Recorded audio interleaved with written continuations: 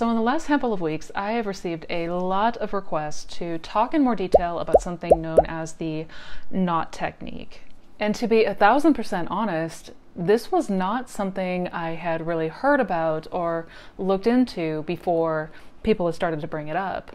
The claim was that this was a secret technique from Neville Goddard that he talked about and gave to his students in order to tap into the powers of your subconscious mind. Well, naturally, curiosity got the best of me, so I did some digging into this knot technique.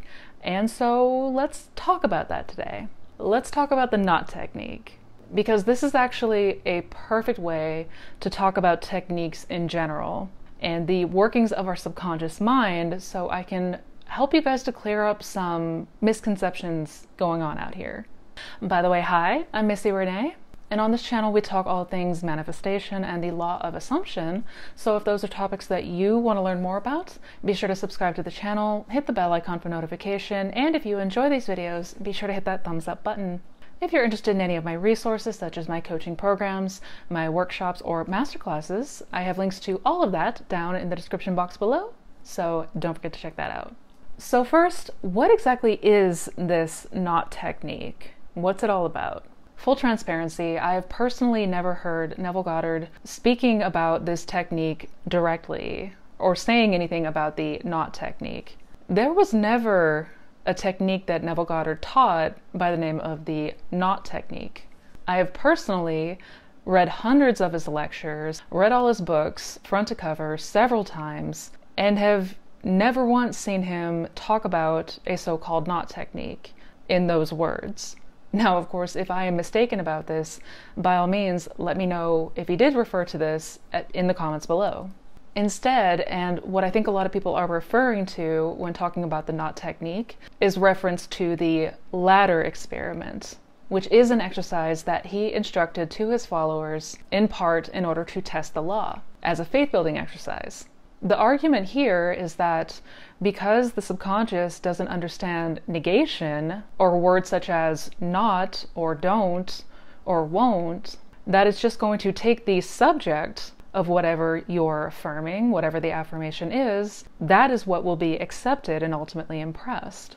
But there's a key aspect to this ladder technique, this ladder experiment, that a lot of people are leaving out. And I have not seen a whole lot of reference to it. Not a lot of them were referring to the fact that part of the instruction that Neville gave with the ladder exercise was taking the action into imagination as you fell asleep, which leads me to believe that people are not fully understanding the point of the ladder exercise. Because the point of the ladder exercise was not to get people to say, I won't have my desire. It was to show people that your imagination is more powerful than your words and your conscious thinking mind. Now, for those who may not be familiar with the ladder exercise, you can check out the video that I made talking about it. I will leave that video link up here. This technique was an exercise that Neville Goddard gave his followers as a faith-building exercise and a way to show them the power of the subconscious mind. He instructed his followers that for 3 nights, you are going to go to sleep every night imagining yourself climbing a ladder, putting yourself in first person in a scene where you are climbing a ladder. And in the daytime hours, you're supposed to remind yourself as much and as often as you can that you will not climb a ladder. And this process is supposed to repeat for 3 days and for 3 nights. And then he instructed to drop it and go about your day to day. And what you will find, inevitably, is that at some point you will in fact climb that ladder, despite the fact that you told yourself you wouldn't. So the whole purpose of this exercise was not to get people to place a no in their affirmation, but to show them the power of subconscious impression and the power of taking something with you into sleep in imagination.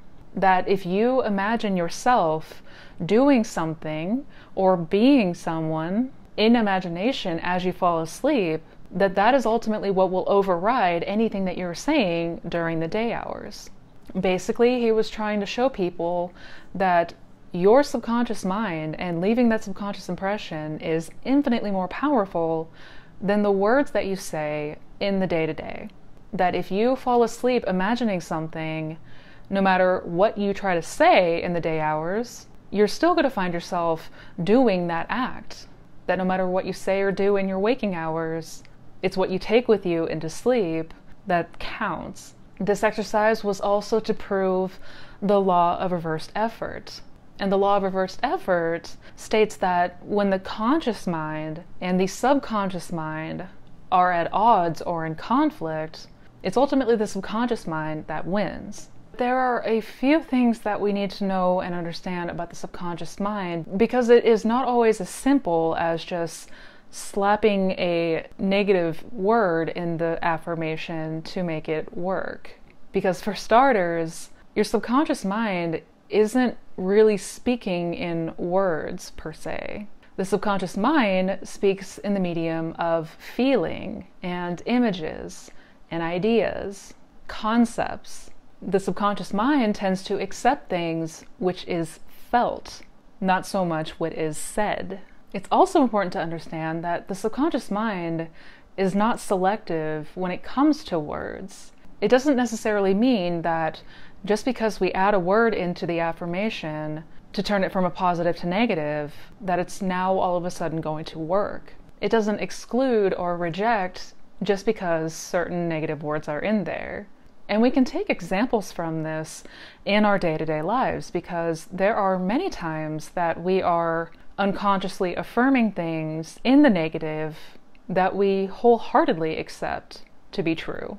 For example, if I have a belief that money is hard to come by, or that I'm always in poverty, I never have enough, then I'm probably going to catch myself saying all the time, I don't have enough money.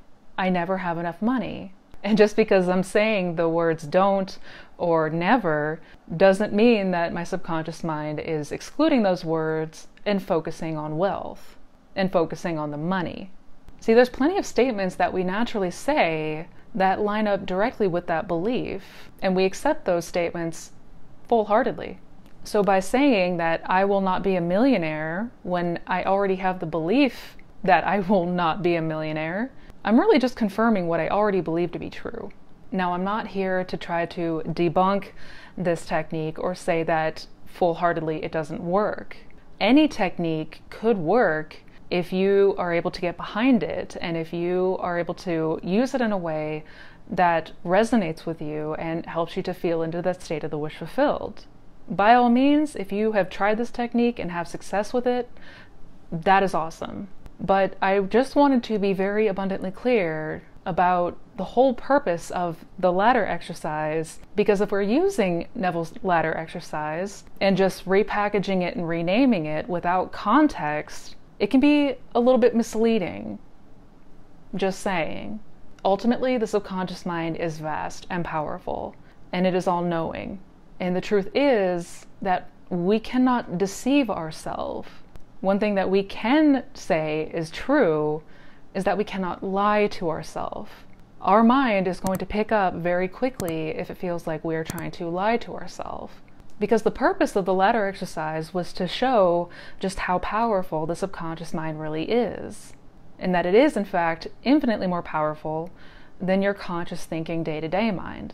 Which leads me into the next topic that I really want to touch on, and the whole reason that I was inspired to make this video, and that is to talk about techniques in general.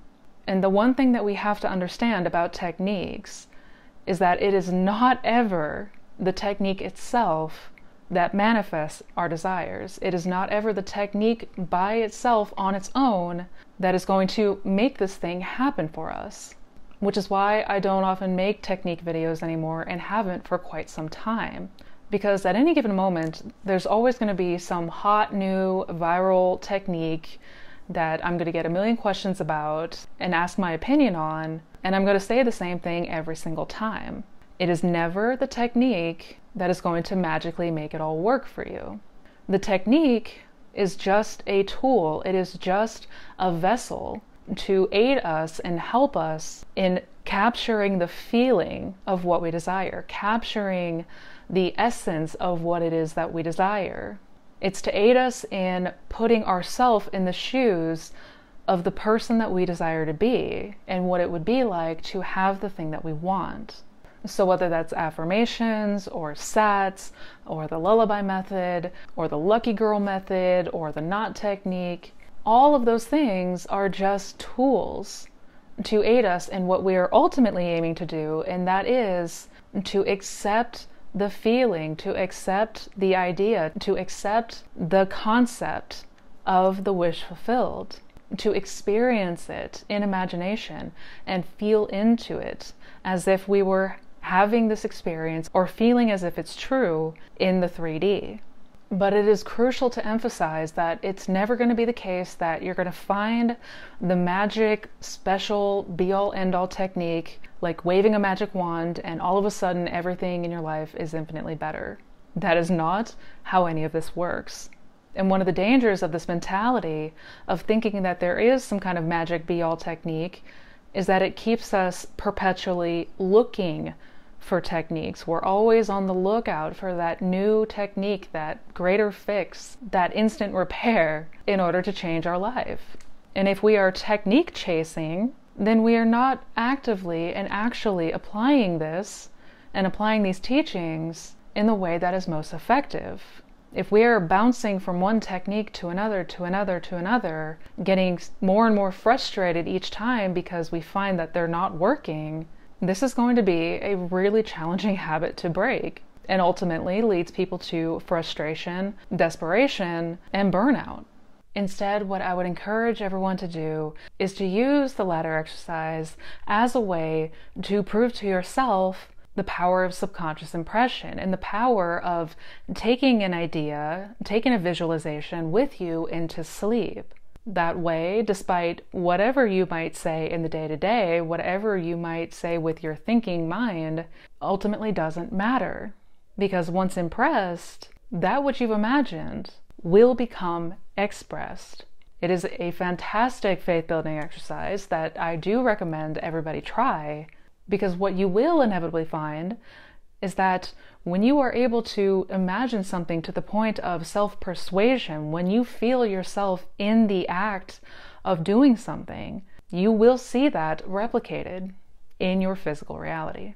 But be mindful to the fact that just because we put a word or insert a word into an affirmation to change the context of it, just because we say that we won't do something, doesn't inherently mean that it's magically going to work. Because what we are always manifesting naturally without thinking is what we believe and assume to be true. It always comes back to the beliefs and assumptions that we hold. The other important thing to note about the ladder exercise is that the reason Neville Goddard used climbing a ladder in this example was because this is something that not a whole lot of people are going to have attachment to. This is not going to be something that people have any resistance to. It's not something that is so big as to cause us to be double-minded. So to be able to imagine something without effort, without double-mindedness, and take that with us into sleep, we will inevitably find that that is what comes to pass in our physical world. So what are my thoughts ultimately on this knot technique? Well, just like with any technique, it's there to aid you in the ability to resonate or identify with what you desire. It's to help us better capture the feeling of what it would be like, of what it would feel like if we now had what it is that we want. It is the same thing with any technique, no matter what. They all serve the same purpose, and that is to aid us in feeling the wish fulfilled and living in the end. But to be abundantly clear, the purpose of the ladder technique was to help as a faith-building exercise and show us the power of the subconscious mind and the law of reversed effort. This is an incredibly important context that I often saw get completely overlooked. Because if it was true that all we have to do is take a positive affirmation and turn it into a negative statement, then Neville Goddard would have just instructed his followers to do that. He wouldn't have even referenced the part of taking the act into sleep. And that whole context is really important to understand. Now, I'm not going to tell people to not try this or not use it or say that it doesn't work or anything like that. If you find that you've used this technique and have found it helpful and have had success with it, then by all means, continue to use it. I encourage everyone to use what works best for them. Imagine in the ways that come best and most naturally to you. This should never be a game of fighting or forcing or putting in effort. The not technique, just like any technique, should be used if it helps us to capture the feeling of the wish fulfilled. Period, full stop, bottom line. Because what this all boils down to, all of these teachings and the entire point that we are all trying to get across, is to use the very best technique or way of imagining that resonates for you. And everybody will be different in this regard. Just because a technique worked well for someone doesn't mean that it's going to be the exact replicated case for you or everyone else. There are infinite ways in which we can imagine that will ultimately leave that subconscious impression, that will change the belief or assumption, change the conception of self. And that is ultimately the entire point. Because once we do this, once we imagine in a way that helps us to feel as if we now have what we desire, or that we are now the person that we desire to be, once we continue to accept and impress this new conception and these new beliefs, that is how you're going to receive everything that you desire. But do let me know in the comments below if you have tried the ladder experiment and what results you noticed. Did you wind up climbing a ladder? Tell me how it went. I want to know. So I hope you guys enjoyed today's video. I hope you found this informative. If you enjoyed it, be sure to give it a thumbs up. Also, if you are interested in any of my resources, such as my coaching programs, my workshops, masterclasses, my podcast, my blog, my social channels, got a ton of great resources down in the description box below, so don't forget to check that out. Also, do not forget to check out the other videos on this channel. Don't forget to check out my Manifestation Fundamentals playlist, which the very first video on that playlist is about the conscious and subconscious mind, just FYI. And until we meet next time, you guys, as always, please take care, be well, and never forget how powerful you truly are. Happy manifesting, guys.